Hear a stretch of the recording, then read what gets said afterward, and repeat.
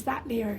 I think it just kind of came naturally. I mean, I've been wanting to work with this guy who's one of the great actors of our time. I mean, for well, God, 20 plus years now. And I don't know, there was a camaraderie. We understood these characters. They were against all odds. I'm a revolutionary, that my past comes to haunt me. They're after my daughter. And I got nothing. And I go to him.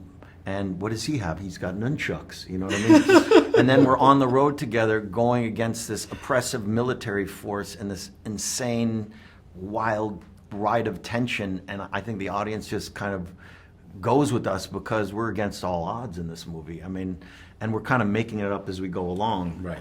And Benicio came in halfway during filming and he was like, no, my character's got to do this. I've got these connections. And that changed the whole land. That's what's great about Paul. He's like, great idea.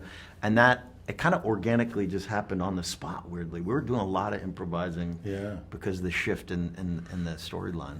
Were you improvising when you did that little move when you got pulled over by the police? And a little bit, yeah, a little bit. With Paul's consent, you know. Yeah. Sure, Yeah, of course, yeah. You run it by him, but it's easy, you know. And I'm working with Leo. It's just, it's, you know, for me it was really like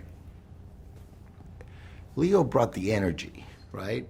And all I needed to do is just corral that energy in a way as my character. That's what I'm doing in there. And I think it was really interesting how it developed into this friendship, and then the friendship was kind of there, but what it developed was this kind of like this thing, like sometimes water is thicker than blood, you know, and it's the family that you make that really comes out and sacrifices itself for your cause, and that's what my character does. I mean, I end up getting arrested, you know. We don't want to like but you already put me in that moment, you know. I already put you on that moment. But so that's you know, and the audience was really into it, you know, and that's something I didn't know that would happen, but it was really nice to feel it last night, you know, that connection between the relationship that Leo and my character, we have, and you know, because it's a section of the film keeps going, you know, and it pumps up. You know, it really does. Yeah, it does. Yeah. Humor of the film.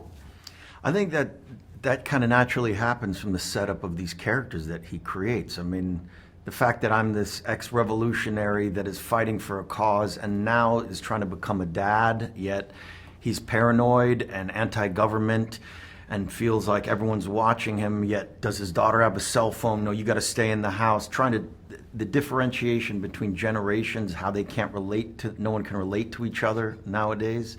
The humor came from the context of the imagination of what Paul created, and he was fixated on, you know, extremism on both sides and how, you know, people aren't connecting or agreeing on anything nowadays. And at the heart of it is this man trying to just save his daughter, and yet he has no weapons, he can't facilitate anything to get an advantage. He's stoned half of the movie. He's in his robe and he's running around aimlessly. Sunglasses. I mean, the fact that Paul just created that sort of microcosm of dynamics, I think the humor just comes out naturally.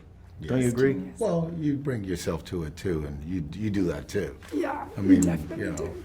the way you take that. Seriously. The stunt gun. The stunt gun. It's like, oh, so good.